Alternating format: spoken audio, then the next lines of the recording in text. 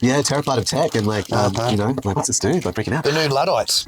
Well, a lot of them are technical the new people. Luddites, hey? A lot of them are technical Can't people. have that fucking wheel, mate. It's going to destroy our society, I tell you. You have that wheel, the whole society's going to go downhill. If anyone says our society, they mean like their society. Oh, their view of it. Them. Like, so if they're like a lawyer or a journalist or, you know, et cetera, they would feel very threatened by something which is like knows all the rules or can read all the documents or very aware of it, you know, and you know, can see the little loopholes that you've designed for yourself and start de-threading the the law itself. You know, it's interesting, suggesting changes to delete loopholes and stuff, you know, making it fair and stuff. You know, I think for me, at least fair towards the person that made it. That's right, more fairer towards them. I've seen like the two things. Like one is like definitely like people paid to have an opinion, being scared, and then the public parroting them. Oh no, the little look at me's. And the problem with the public, of course, is because it's not actually their idea. We can't have any serious debate. There may as well be a bot just start an argument. Who says it isn't a bot? No, exactly what I'm saying. Who says a bot isn't fucking giving them that fucking script anyway? No. I actually swear that The Verge, and I sent an email to Nilay asking if it is the policy of The Verge to be terrified of AI and arrange robotics and so forth. Well, just terrified of losing their jobs, I guess. You know? And they wrote back, no, it isn't policy. I'm like, well, and I wrote back, like, someone should do a supercut with you guys. Yeah. That was actually 2 years ago, nearly. It was in like the first year of the Cheep where I said that stuff. You pointed it out, exactly. And they've been doing that for a while before that. And anyway, the recent video I saw though, they're still doing it. Like, well, it obviously sells well, doesn't it? So Nilay, all he says is that they lie. His whole thing, whatever the article is about AI, LLMs, whatever, he'll just be like, liar, liar, liar. We're just liars. He'll just be like, all they do is lie, right? Yep. And his sidekick, who's now David Sweet Cheeks, I believe. Sweet Cheeks, yeah. He is fear. The way that they'll describe fear. You know, the amount of frightened he is, it's pretty high, okay? Yeah, it's pretty high. It makes him sweaty. Good on your Sweet Cheeks. It's physical. It's always described, like in the script that they're running on, right, that they write, the description of the fear is very, it's physical. Like, I feel it in my body. Almost having the scrummating session. Yeah, like it's like a terror, like a prickling in my body. Like where they start scrummating. Like a physical fucking reaction, right? It's always described as a physical reaction. And so you have like Nilay as the fear, and then as the doubt, and then them as the sidekick as the fear. But Alice before, she was always the same. She played the same role that David does, which is the physical fear. Scared, weird, confused kind. Yeah, terrified by it. And they'll put it down, and then they'll be scared of it and putting it down. They have dreams about it at night. Like, you know, even though they're reading the script, they probably believe it so much themselves that they're probably having little dreams about it. You know, what's weird about it from a supercut perspective, tying them up and tickling them with a feather, is that they say the same thing. Yeah, like the way that they're physically affected, or the lying and stuff, like the words. Like there's not like Nilay comes up with 100 different ways of saying that he's lying. They're liars, calling them liars. Yeah, it just gets really repetitive. Like if you did a supercut, it would be them just saying the same thing. Oh, I have this. Oh, I as soon as I read it, Nilay, like my body just reacted. I had like many like crawl started going into over. Convulsions. Yeah, like you're like, fuck off. You're going to convulsions. It's like getting electroshocked across my entire body. I was having a Matrix moment. Someone's giving me a Matrix moment. So disgusting. You know? Like I was just petrified. Wondering when I was going to get unplugged. Yeah. And they just go on and on. Every, not even like some or most. It's like all. It's like their way. They really get committed into that role of their little. Yeah, they've really got this narrative, and so they're the biggest. You know, like they're the guys who like Nilay is the remainder of like from the trio or quadro or etc. that came out of like Engadget and left and started The Verge and then went on to do it. I mean, that was a great platform, Engadget. I mean, I really enjoyed it when it was. It was a cesspit of like of freaking fanboyism, which is totally fine. It was. Like, well, it was basically Scientific America or whatever the Engadget, those magazines that used to come out where they tell you all about the latest shit. Yeah, it was one of those. But I mean, but that's the thing. That is The Verge's narrative.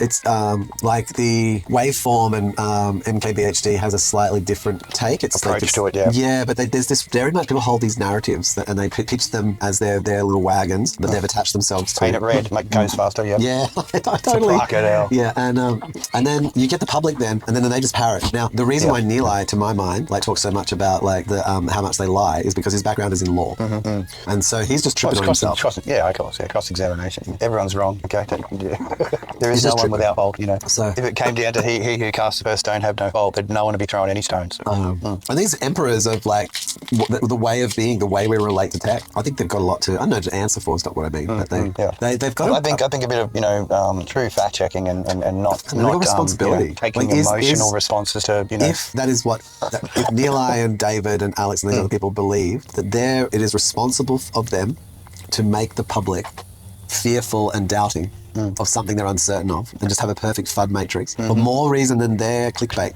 like deep level clickbait. Yeah. So that they get the ad views and because they're selling the story. It is creating the whole then I'd like to know why they think system, that isn't it's, it? independently they're of making their everyone scared stories. of it. Oh no, it's bad. But really, they're probably putting all their dollars in AI and whatever else too. So it's where the money is truly where the mouth is. I don't think that The Verge would secretly start writing articles with AI. I don't think they would secretly do it. Maybe we need to get AI to go across it and see if it has been written by an AI. I mean, would they get it to do Grammarly on it or something? Maybe someone needs to do that as a challenge, eh? Put down that as a little research challenge. There's a question. Put all this shit through an AI and say, hey, listen, has any of this fucking dialogue been generated by an AI at some point? Yeah. Was Grammarly or anything used? Some kind of system which... Did they use their, sleuthy fucking reporting powers to get the information, or did a computer fix it? Yeah. Are they spelling at the level of a 5-year-old? Holding these great jobs and spelling at the level of a 5-year-old, or Well, ask yourself these questions, mate. You can't just assume that they automatically are smarter because they've got a piece of paper. Are they using AIs even to do dictation? Unpaid. They're sitting there dictating, doing away from jobs that could be had by people who would be like secretaries and so forth. Sitting there and writing their words as they were saying it.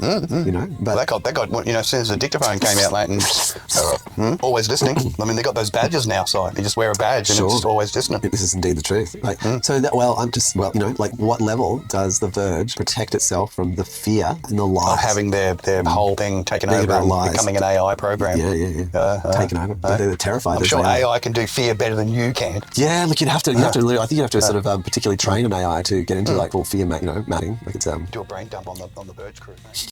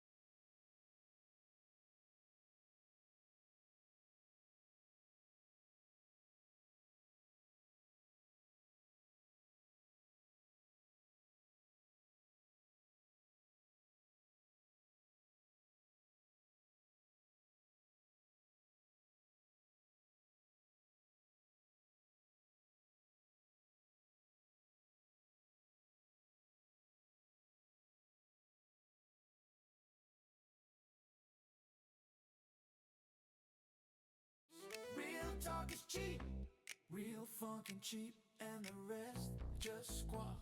Cheap, cheap, cheap.